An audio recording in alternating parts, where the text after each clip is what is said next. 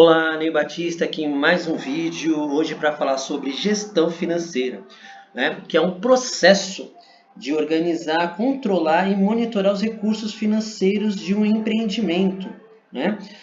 E temos aqui como ferramentas, que eu vou mostrar nesse vídeo aqui, o DRE, que é demonstração de resultados, onde que a gente pega todas as informações de, por exemplo, comissões de vendas, se a empresa tem, que é o custos variáveis, compra de produtos e serviços para revenda ou insumos para indústria produzir os seus produtos, embalagens, taxas, fretes. Então, toda essa parte aqui são custos variáveis, o que a gente gasta para produzir os nossos serviços ou os nossos produtos que a gente comercializa. Temos também dentro do DRE custos fixos, que é aqueles que, como o próprio nome fala, que não mudam, são fixos, como aluguel, temos condomínio, IPTU,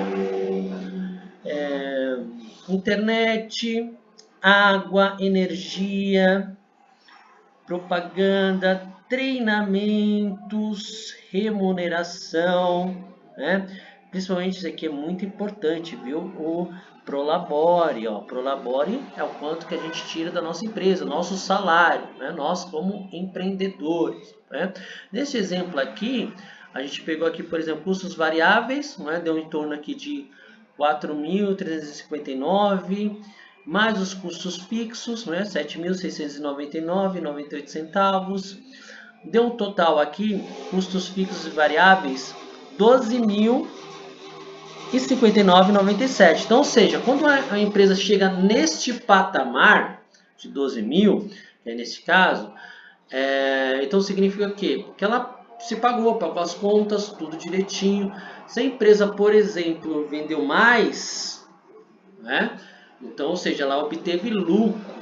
Se ela vendeu menos ou muito menos, então, ela fechou no prejuízo. Então, aqui, a gente tem também uma estimativa de quanto a gente pode formar uma meta na nossa empresa, ou então até mesmo dentro da nossa gestão familiar. Tem tanto que nesse campo, podemos observar que tem campos, como condomínio, IPTU, algo que a gente utiliza na nossa vida pessoal.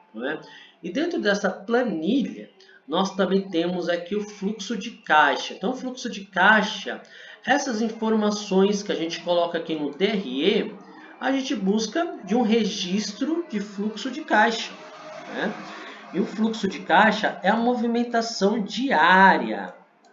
Então, como a gente pode pegar aqui, é o controle de entradas e saídas. Nós temos aqui os dias, a gente tem as informações dos dias, Temos as saídas, por exemplo, o que a gente gastou, o que a gente comprou, Pagamento de mercadorias, desembolso, para despesas variáveis, investimentos, A gente pode colocar aqui uma conta de luz,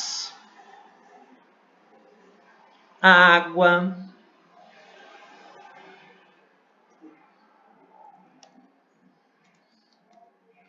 então a gente pode colocar aqui valores, por exemplo, 125, a gente pode colocar aqui uns 79 de água, aluguel, a gente pode colocar aqui uns 1.000, Então aqui embaixo também, a gente tem aqui embaixo, a energia elétrica que a gente tinha colocado, então pode até excluir aqui. Então é uma planilha facilmente de mexer. A gente tem aqui também as entradas, que são as nossas vendas. A gente recebeu vendas de produtos. Temos aqui 1.000. O cliente X pagou tal valor, entradas financeiras, são também chamadas de vendas, Entradas operacionais. Então a gente vai colocar aqui tudo que entra no nosso caixa, pagamentos, dos nossos clientes. E aqui a gente tem um fechamento, aqui, quanto que vendeu nesse determinado mês. Nesse caso aqui, nesse exemplo, a gente tem um mês de janeiro, Então a gente temos as saídas aqui de 5.753 e as entradas de 8.650. Então o saldo ficou aqui positivo de 2.897. Né? Também dentro dessa planilha, desse controle aqui, a gente tem os gráficos. Olha só que legal. Deixa eu voltar para cá. Nós temos os gráficos. Né? Temos aqui o gráfico de faturamento mês a mês. Né? E também tem aqui as metas também. Ó. A gente colocou um patamar aqui de 12 mil das metas. Né? E aí você vê que teve mês que foi atingido, teve mês que não foram atingidos. Né? E temos aqui ó, também uma visão geral deste gráfico aqui. Né, da meta, está vendo que o campo está maior, que isso geralmente é normal, viu? O problema fosse se a meta tivesse muito maior, né? Então a gente tem que rever a meta. Ou então se a meta tivesse muito menor, né? Então, aqui também dentro dessa planilha aqui, a gente pode colocar as informações de metas também. A gente pode colocar aqui a meta de... Aqui foi colocado aqui, ó, 12 mil, mas a gente poderia colocar aqui, por exemplo, se fosse 5 mil, por exemplo. Vou colocar aqui uma meta de 5 mil, por exemplo. Vamos ver o que ia acontecer no gráfico lá.